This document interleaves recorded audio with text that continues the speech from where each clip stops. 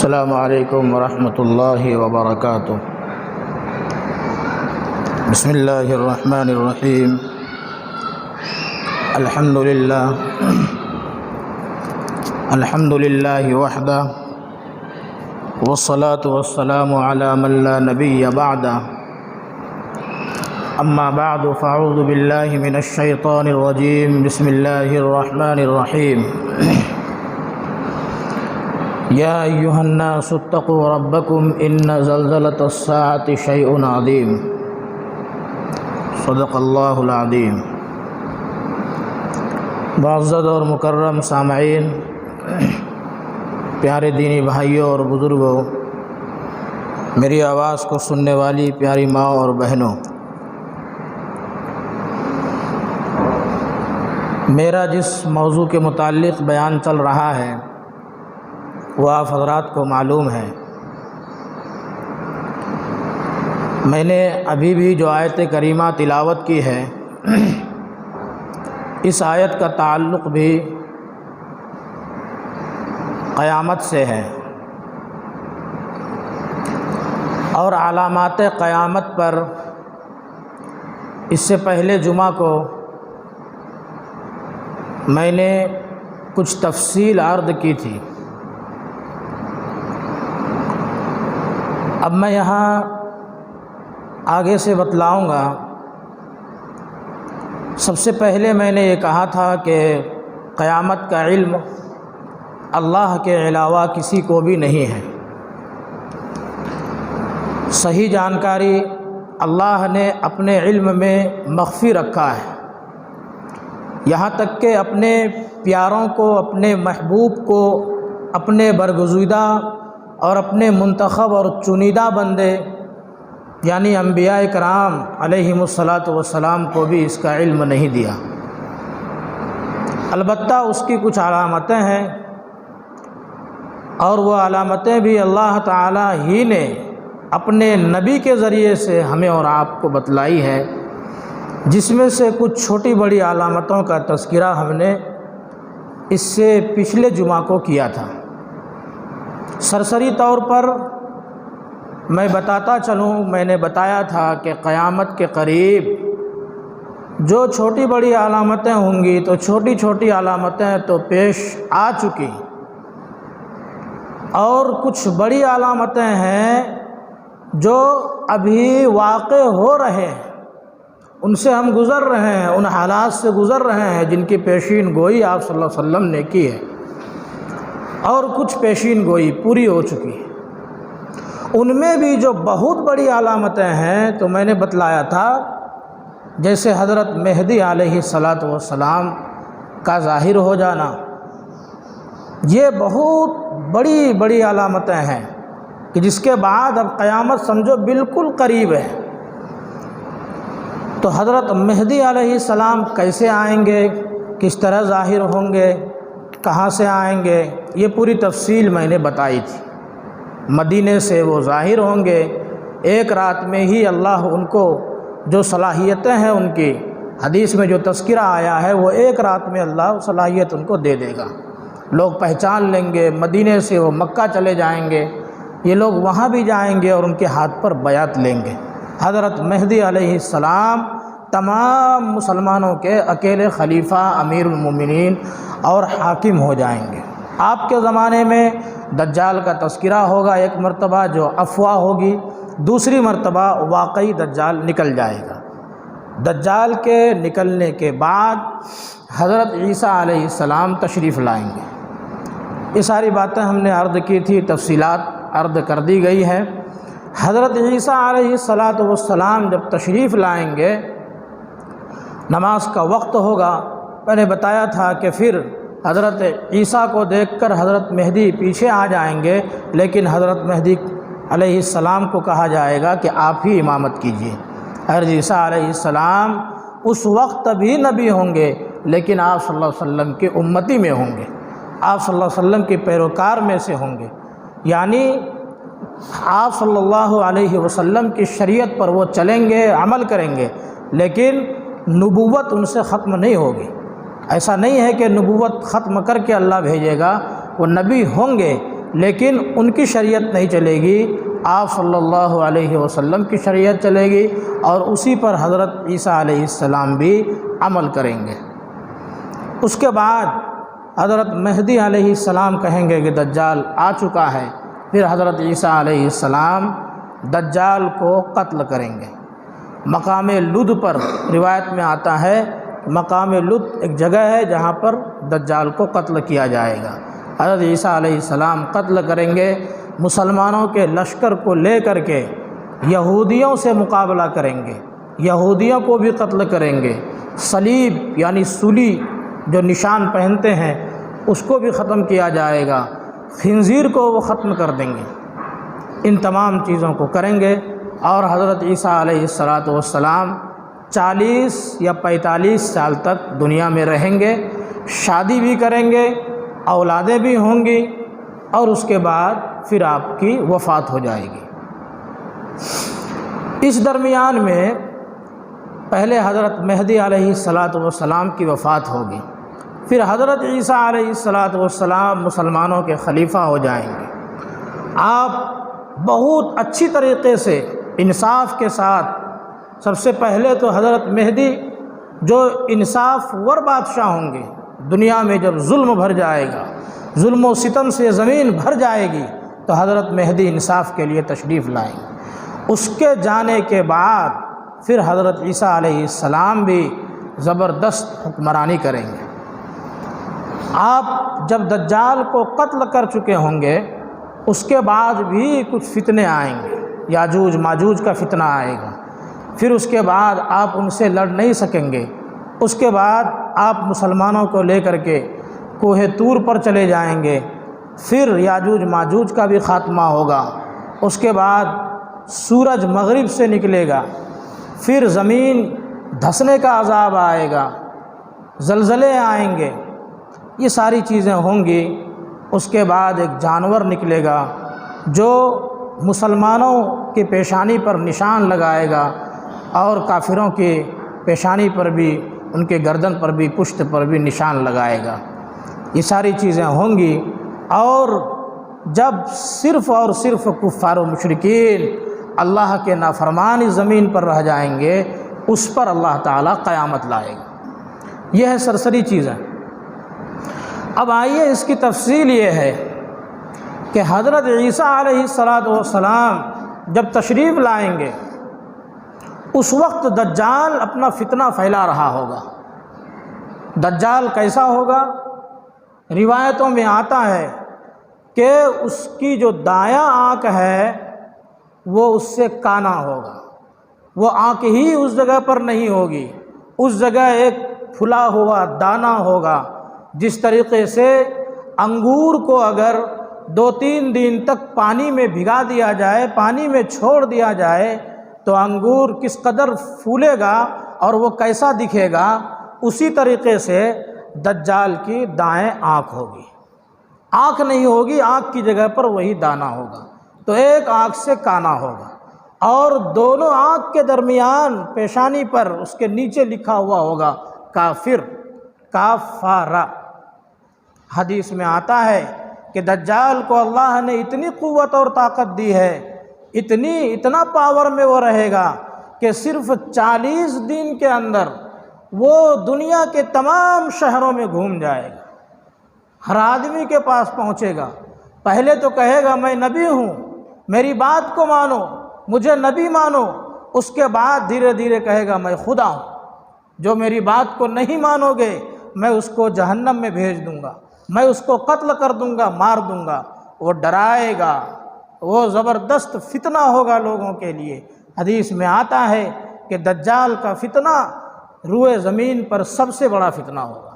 آپ صلی اللہ علیہ وسلم نمازوں کے بعد دعا کیا کرتے تھے، ربنا آتنا فی الدنیا حسنہ وفی الآخرۃ حسنہ وقنا عذاب النار وقنا من فتنۃ المسیح الدجال۔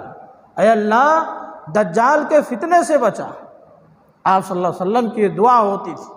تو دجال کا فتنہ زبردست فتنہ ہوگا، الغرض، لیکن در حقیقت جو اس کی تلوار کے نیچے آ گیا، جو اس کے ہاتھ سے قتل ہوا، وہ شہید ہوگا، وہ جنتی ہوگا۔ اور جس نے اس کو مان لیا، اس کی ہاتھ سے بچ گیا، وہ جہنمی ہوگا، وہ کافر ہو جائے گا۔ جس نے اس کو نبی مانا، جس نے اس کو خدا مان لیا، وہ شخص کافر ہو جائے گا۔ دجال ہر جگہ جائے گا لیکن مکہ اور مدینہ میں وہ گھس نہیں پائے گا، اس لیے کہ وہاں فرشتوں کی زبردست پہرہ داری ہوگی، وہاں فرشتے خوب پہرہ دے رہے ہوں گے۔ دجال اس کے قریب جانے کی کوشش کرے گا لیکن وہ جا نہیں پائے گا۔ اس وقت مدینے کے اندر 3 مرتبہ زبردست زلزلہ آئے گا۔ جو کمزور ایمان والے مسلمان ہوں گے وہ ان زلزلوں سے ڈر کر کے مدینے سے باہر نکل جائیں گے، مدینے سے باہر بھاگ جائیں گے۔ جیسے ہی وہ باہر آئیں گے وہ دجال کے فتنے میں اور دجال کے شکنجے میں پھنس جائیں گے، اور بعض تو دجال کو مان بھی لے گا، بعض پھر جائیں گے، مرتد ہو جائیں گے، اور بعض ایسے بھی ہوں گے جو ان کو نہیں مانیں گے۔ اور ایک شخص ان میں ایسا ہوگا جو دجال سے بحث کرے گا، وہ مناظرہ کرے گا، مباحثہ کرے گا، دجال کو کہے گا کہ تو کافر ہے، تو دجال ہے، تو کانا دجال ہے، تو وہی ہے جس کے بارے میں ہمارے نبی آخر الزماں صلی اللہ علیہ وسلم نے پیشین گوئی کی تھی۔ دجال اس کو ڈرا کر کے قتل کرے گا، لوگوں کو کہے گا دیکھو اس نے مجھے نہیں مانا، میں نے اس کو قتل کر دیا۔ اس کے بعد پھر کہے گا کہ اب بھی مجھے خدا مان لو، اس لیے کہ میں قتل بھی کرتا ہوں اور میں زندہ بھی کرتا ہوں۔ پھر اس شخص کو وہ دجال زندہ بھی کرے گا۔ جب اس شخص کو زندہ کرے گا وہ زندہ ہو کر کہے گا اے دجال مجھے اب مکمل یقین ہو گیا کہ واقعی تو ہی دجال ہے۔ اس کے بعد پھر اس کو قتل کرنے کی کوشش کرے گا لیکن اب وہ اس کو قتل نہیں کر پائے گا۔ زمین میں خوب فساد مچائے گا۔ حضرت عیسیٰ علیہ السلام پھر اس کا کام ختم کریں گے، اس کا کام تمام کریں گے۔ یہ ہے دجال کا فتنہ۔ اس کی طاقت آسمان کو حکم کرے گا، آسمان بارش برسائے گا، زمین کو حکم کرے گا، زمین اپنے خزانے اگل دے گی۔ دجال کا حکم ہوگا، زمین خزانے اگل رہی ہے، اور وہ خزانے اور وہ ساری چیزیں دجال کے پیچھے پیچھے جا رہا ہوگا، وہ ساری چیزیں پیچھے جا رہی ہوں گی، وہ خزانے ان کے پیچھے جا رہے ہوں گے۔ اس قدر وہ شعبدہ بازی دکھلائے گا۔ یہ طاقت، یہ پاور اللہ تعالیٰ نے ان کو دی ہوگی مسلمانوں کے ایمان کی آزمائش کے لیے، مسلمانوں کے ایمان کے امتحان کے لیے۔ الغرض جب اس کا صفایا ہو جائے گا پھر مسلمان حضرت عیسیٰ علیہ السلام کے ساتھ خوشحال ہوں گے۔ مسلمان خوشحالی کے عالم میں زندگی بسر کر رہے ہوں گے کہ اللہ تعالی حضرت عیسیٰ علیہ السلام کو اور اس وقت کے مسلمانوں کو پھر ایک فتنے میں، پھر ایک آزمائش میں ڈالیں گے، اور وہ آزمائش کیا ہوگی؟ یاجوج ماجوج کی آزمائش ہوگی۔ وہ یاجوج ماجوج حدیثوں میں آتا ہے کہ وہ بہت طاقتور ہوں گے اور دجال سے بھی بڑا فتنہ اور بڑے فتین، بڑے شریر ہوں گے۔ اب اس کی حقیقت اور اس کی ڈیٹیل تھوڑی سی اس کی تفصیل بھی سن لی جائے۔ یہ یاجوج ماجوج وہ قوم ہے کہ جو مشرق کی طرف کہاں ہے وہ کسی کو معلوم نہیں۔ آج کی سائنس، یہ ترقی یافتہ زمانہ جو دعویٰ کرتی ہے کہ دنیا کے ہر کونے تک ہم پہنچ چکے ہیں، لیکن یاجوج ماجوج کا وہ پتہ نہیں لگا سکے، وہ اس سے بھی عاجز ہیں۔ سیٹلائٹ کے اس دور میں بھی یاجوج ماجوج کا پتہ نہیں چل سکا، لیکن اس پر ایمان رکھنا، یعنی کہ وہ نکلیں گے اور قرآن و حدیث میں جس طریقے سے بتایا گیا ہے اس کو ماننا ہم سب کے لیے لازم اور ضروری ہے۔ دجال کا جس طریقے سے تذکرہ ابھی کیا گیا حدیثوں کے اندر اسی طرح ہے، اس پر بھی ایمان رکھنا ہمارے لیے ضروری ہے کہ آپ صلی اللہ علیہ وسلم نے جس طریقے سے دجال اور یاجوج ماجوج کا اور قیامت تک کی جن چیزوں کا تذکرہ کیا جو ابھی آیا نہیں ہے، آنے والا ہے، جو نشانیاں پوری ہونے والی ہیں، ان پر ایمان رکھنا ضروری ہے، لازم ہے اور ہمارے ایمان کا حصہ ہے۔ اگر کوئی انکار کرتا ہے چاہے وہ جیسا بھی ہو، اس کا ایمان خطرے میں پڑ جائے گا۔ الغرض اسکندر بادشاہ، جس کو ذوالقرنین بھی کہا جاتا ہے، قرآن کریم میں اس کا تذکرہ آیا ہے۔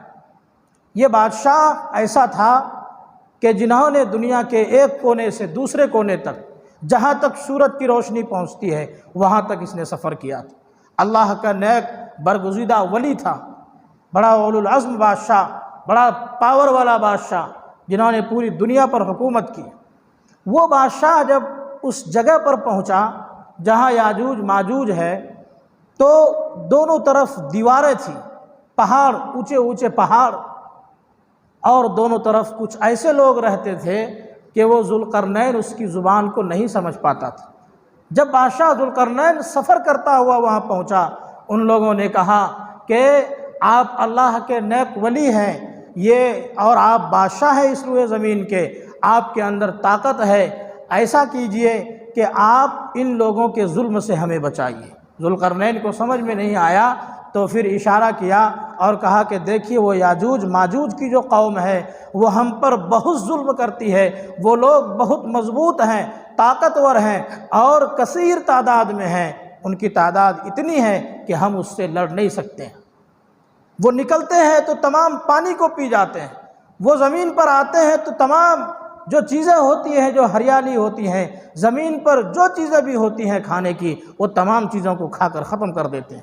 یہ بڑے ظلم کرتے ہیں، بہت ظالم ہیں، اس لیے آپ کچھ انتظام کر دیجئے، اگر آپ چاہیں گے تو ہم کچھ آپ کو روپیہ پیسہ بھی اس کے بدلے میں دیں گے۔ ذوالقرنین بادشاہ نے کہا کہ مجھے اس کی ضرورت نہیں ہے، اللہ نے مجھے اس کی اتنی طاقت دی ہے کہ میں اس کا انتظام کرا سکتا ہوں۔ چنانچہ یاجوج ماجوج کے چاروں بغل ذوالقرنین بادشاہ نے پتھر، لوہا اور تانبے کو پگھلا کر کے مضبوط دیوار کھڑی کر دی، نیچے گہرائی تک کھدائی کی، اس کے بعد مضبوط پتھروں کو ڈالا، لوہے کی کیلوں کو ڈالا اور پھر تانبے کو ڈال کر اس کو نیچے سے آگ لگا دی گئی، وہ تانبا پگھل کر کے مضبوط زبردست دیوار، آہنی دیوار بن گئی۔ وہ اسی دیوار کے اندر، اسی کے اندر قید ہے۔ وہ روزانہ اس دیوار کو چاٹتے ہیں، سوراخ کرتے ہیں، نکلنے کی کوشش کرتے ہیں، لیکن وہ نکل نہیں پائیں گے۔ جب اللہ حکم دے گا اس وقت وہ نکلیں گے، اور روز اس میں سوراخ کرتے ہیں اور کہتا ہے کہ چلو اب آج یہیں تک، اب پھر کل اس میں سوراخ کریں گے، لیکن جب کل کا دن ہوتا ہے تو اللہ تعالیٰ اس دیوار کو پہلے سے بھی زیادہ مضبوط کر دیتے ہیں۔ لیکن روایتوں میں، حدیثوں میں آتا ہے کہ جب اس کے نکلنے کا وقت آئے گا تو اس کا جو سردار ہوگا وہ سوراخ کرتا ہوا کہے گا کہ چلو انشاءاللہ اب ہم کل پھر اس کام کو کریں گے اور کل اس دیوار کو پھر توڑیں گے، کل پھر اس میں سوراخ کریں گے۔ تو جب انشاءاللہ کہے گا تو وہی اس کا آخری دن ہوگا، اور جب کل کا دن ہوگا تو جہاں سے اس نے کام چھوڑا تھا وہیں تک وہ دیوار، وہیں تک کام رہے گا، وہ دیوار پھر سے مضبوط نہیں ہوگی۔ اس کے بعد دوسرے دن زور لگا کر کے وہ اس کو توڑ دے گا اور وہ وہاں سے باہر نکل جائیں گے۔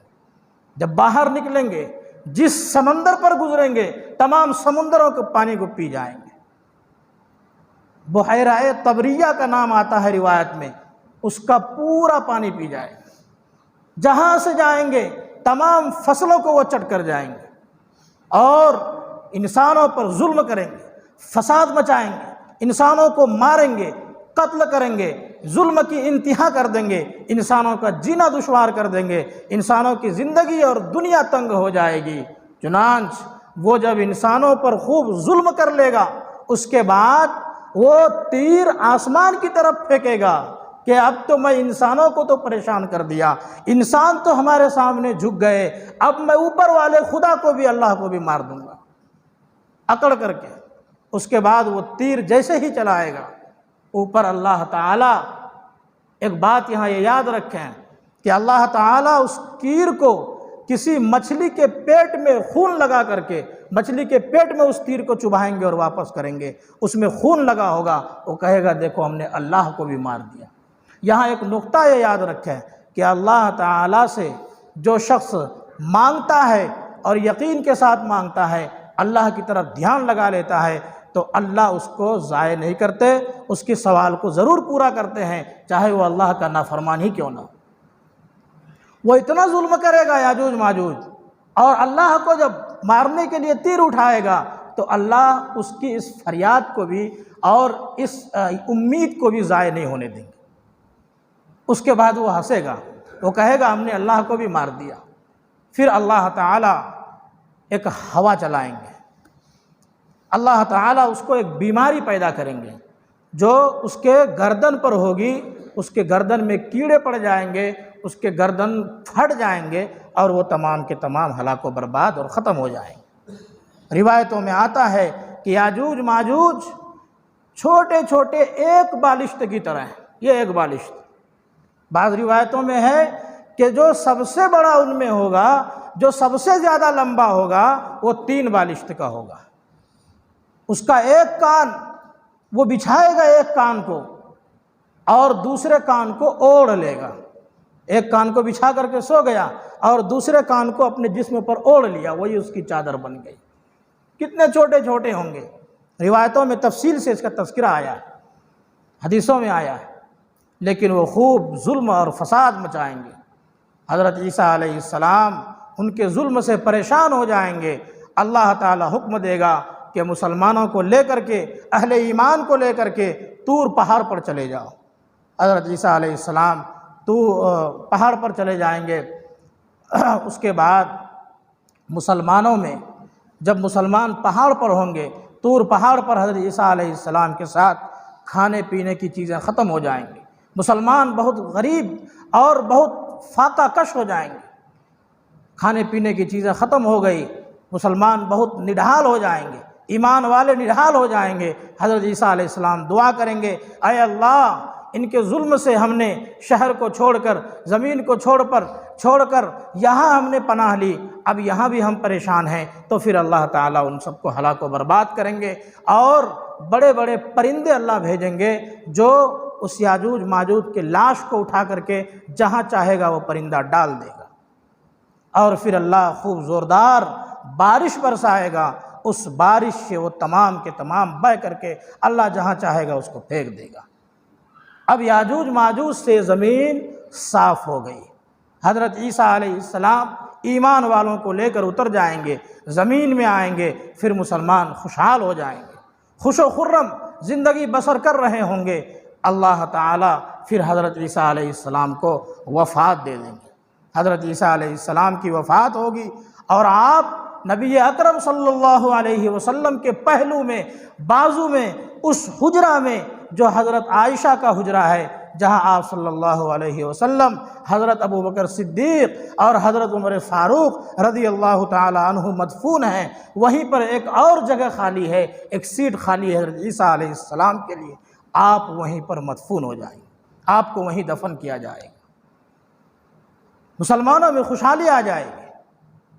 اس کے بعد پھر ایک جانور نکلے گا جو انسانوں سے بات کرے گا۔ روایتوں میں آتا ہے کہ صفا پہاڑ جو مکے کے اندر ہے وہ پھٹے گا، اور اس میں سے وہ جانور نکلے گا، انسانوں سے باتیں کرے گا۔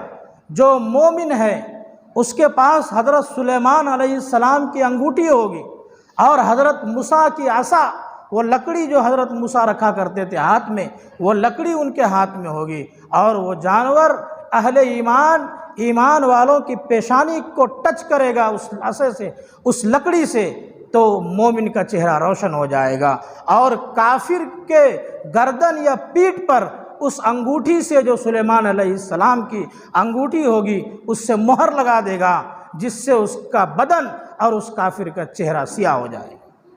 وہ جانور باتیں کرے گا اور بہت تیز رفتاری سے چلے گا، بہت کم وقت میں وہ پورے زمین میں ہر انسان کے پاس جا کر کے یہ کام کرے گا۔ پھر اس کے بعد اب ایمان والے متعین ہو گئے، کفار بھی متعین ہو گئے۔ اللہ تعالی ایک رات انسانوں پر ایسی لائے گا کہ رات میں سوئے گا، لیکن وہ رات اتنی لمبی ہوگی کہ 3 رات کے برابر وہ ایک رات ہوگی۔ سونے والے پریشان ہو جائیں گے، مسافر تھک جائیں گے، سوتے سوتے کہ کب صبح ہوگی، اور اسی طریقے سے لوگ جب پریشان ہوں گے تو اس روز، اس کے دن میں جو سورج نکلے گا، وہ سورج پچھم سے نکلے گا، مغرب سے نکلے گا، قبلے کی طرف سے سورج نکلے گا۔ وہ سورج کیسا ہوگا اس دن کا؟ بالکل جس طرح سورج میں گرہن لگا ہوتا ہے اسی طریقے سے وہ سورج ہوگا، اور دوپہر میں جہاں تک سورج جاتا ہے وہاں تک وہ بلند ہوگا اور وہ سورج پھر پیچھے پلٹ آئے گا، پھر غروب ہو جائے گا، ڈوب جائے گا۔ جس دن یہ سورج پچھم سے نکل گیا اس دن سے کسی کی توبہ قبول نہیں ہوگی۔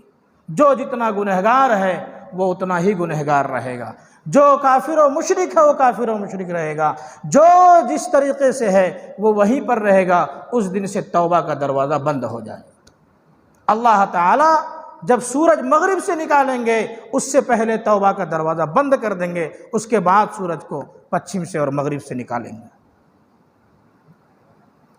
روایتوں کی تفصیل سے جو اشارہ ملتا ہے، علماء نے لکھا ہے کہ جب سورج پچھم سے نکل جائے گا اس کے تقریباً 120 سال کے بعد قیامت آ جائے گی۔ سورج کے پچھم سے نکلنے کے تقریباً 120 سال کے بعد قیامت قائم ہو جائے گی۔ اس کے بعد پھر مسلمانوں میں خوشحالی تو آئے گی، لیکن کفار اور مشرکین کا دبدبہ بڑھتا چلا جائے گا، برائیاں عام ہو جائیں گی۔ اللہ تعالیٰ ایک ہوا چلائیں گے جو بہت ٹھنڈی ہوا ہوگی، وہ ہوا جس کو بھی لگے گی، بلکہ روایتوں میں آتا ہے کہ ہر ایمان والے کو وہ ہوا لگے گی۔ جو ایمان والا اگر غار میں بھی چھپا ہوگا، پہاڑوں کے اندر بھی چھپا ہوگا، تب بھی وہ ہوا، ٹھنڈی ہوا اس کو پہنچے گی، اور اس ہوا سے مومن آرام کی موت مر جائیں گے، مومن انتقال ہو جائیں گے۔ تمام مومنین کو اللہ تعالیٰ موت دے دے گا، سارے مومن ختم ہو گئے۔ اس کے بعد کفار و مشرکین کی حکومت ہوگی۔ روایتوں میں آتا ہے کہ حبشی لوگ جو کالے کلوٹے ہوتے ہیں، جن کے ہونٹ موٹے موٹے، بڑے طاقتور ہٹے کٹے، وہ حبشی لوگ اس روئے زمین کے بادشاہ بن جائیں گے، زمین پر ان کی حکومت آ جائے گی۔ وہ حبشی، ان میں سے ایک حبشی حدیث میں آیا ہے کہ جس کی پنڈلی بہت چھوٹی ہوگی، بہت چھوٹا قد کا ہوگا، وہ جائے گا خانہ کعبہ اور کعبہ کو گرا دے گا، منہدم کر دے گا۔ حبشیوں کی حکومت ہوگی۔ آج بھی ہم اور آپ دیکھتے ہیں کہ سب سے زیادہ درندگی اور حیوانیت اور عریانیت یہ حبشیوں میں ہے۔ بندروں کا گوشت کھاتے ہیں، وہ بندروں کی طرح کرتب دکھاتے رہتے ہیں۔ اس وقت بھی ان کے اندر بہت بے حیائی پھیل جائے گی، کھلے عام وہ بے حیائی اور زنا کریں گے، کفار و مشرکین اور بتوں کی اور خوب غیر اللہ کی پرستش ہوگی۔ زمین کفر اور شرک سے بھر جائے گی، زمین تمام تر بے حیائیوں سے، برائیوں سے بھر جائے گی۔ اللہ تعالیٰ پھر اس وقت لوگ سو رہے ہوں گے، صبح کو جیسے ہی جگیں گے، کوئی کام پر جا رہا ہے، کوئی دودھ دوہنے کے لیے بیٹھا ہوا ہے، کوئی کسان ہے ہل لے کر کے جا رہا ہے، کوئی اور کسی کام سے جا رہا ہے۔ حدیث میں آتا ہے کہ لوگ اپنے اپنے کام پر لگ رہے ہوں گے۔ دودھ دوہنے والا دودھ گائے کے یا اونٹ کے یا بکری کے جس کے بھی دودھ نکالتا ہے، وہ اس کے تھن کو ابھی پکڑا ہوا ہوگا کہ دودھ نہیں نکال سکے گا۔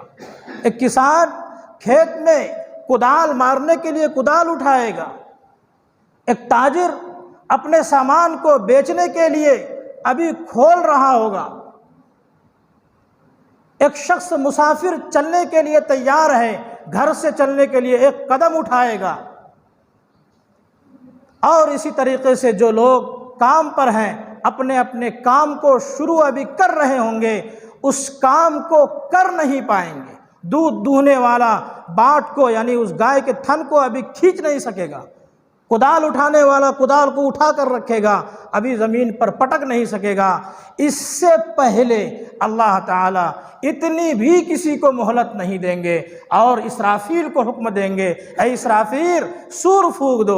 حضرت اسرافیل علیہ السلام جو سور لے کر کے ابھی بھی انتظار میں بیٹھے ہوئے ہیں، جیسے ہی اللہ کا حکم آئے گا حضرت اسرافیل سور پھونکیں گے۔ پہلے ایک ہلکی سی آواز آئے گی، اتا امر اللہ، اے لوگو اللہ کا حکم آ گیا، گیا، پھر دوسری آواز آئے گی، زبردست آواز ہوگی، ایسی آواز ہوگی کہ جس کان کو بھی وہ آواز لگے گی تمام کے تمام انسان اس زمین میں دھس جائیں گے، آسمان پھٹ پڑے گا، یہ زمین پھٹ پڑے گی، روئے پہاڑ روئی کی طرح ریزہ ریزہ ہو کر کے اڑنے لگے گا، زمین تہس نہس ہو کر کے دنیا کی تمام چیزیں برباد اور خراب ہو جائیں گی، ساری چیزیں اکارت بیکار ہو جائیں گی، زمین کے اندر دھس جائیں گی۔ یہ قیامت کا زلزلہ ہوگا۔ قرآن کریم نے اسی کو کہا، یا ایھا الناس اتقوا ربکم، اے لوگو اپنے رب سے ڈرو، اپنے رب سے ڈرو، ان زلزلۃ الساعۃ شیء عظیم، اس وقت تک، اس وقت سے پہلے پہلے اپنے رب سے ڈر لو،